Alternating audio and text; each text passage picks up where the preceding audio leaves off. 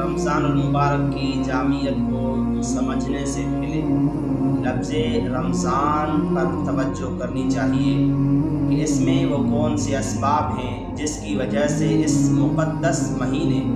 رمضان المبارک کو رمضان المبارک کے ساتھ تعبیر کیا جاتا ہے۔ اس میں متعدد اقوال ہیں اور زیادہ جامع و بھرپور معنی کے لحاظ سے 3 اقوال ملتے ہیں، اور ان میں سے پہلا قول یہ ہے کہ رمضان کا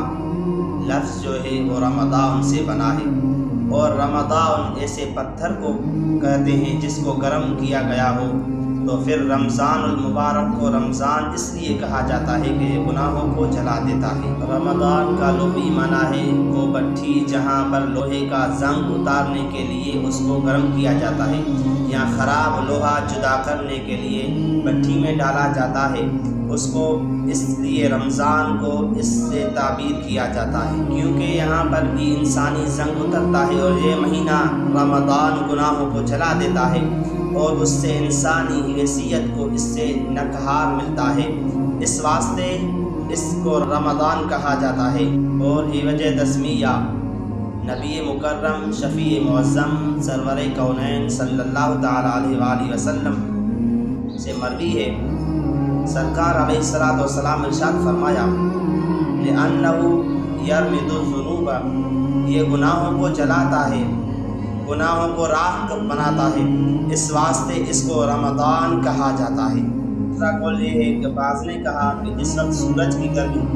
ریت اور پتھروں میں جذب ہو جاتی ہے تو اس کو رمض سے تعبیر کیا جاتا ہے۔ اس بنیاد پر اس مہینے کو رمضان کہا جاتا ہے کہ اس میں دلوں کے اندر گناہوں سے بچنے کے لیے حرارت پیدا ہوتی ہے اور نیکیوں کا جذبہ پیدا ہوتا ہے، اس کی تجلیات سے دل گرم ہو جاتا ہے، حرارت پاتی ہیں، گناہوں سے محفوظ ہو جاتی ہیں۔ تیسرا قول یہ ہے کہ حضرت امام خلیل بن احمد فراہیدی رحمۃ اللہ علیہ فرماتے ہیں کہ رمضان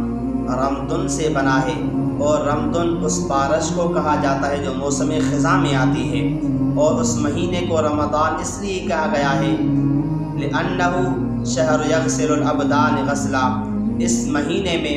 بدنوں کو گناہوں سے غسل ملتا ہے، اور یہ مہینہ بدنوں کو صاف کر دیتا ہے، اور صرف بدنوں کو ہی نہیں بلکہ وَيُطَهِّرُ الْقُلُوبَ تَطْهِيرًا، یہ دلوں کو بھی تطہیر کر دیتا ہے، اس سے دل پاک و صاف ہو جاتا ہے۔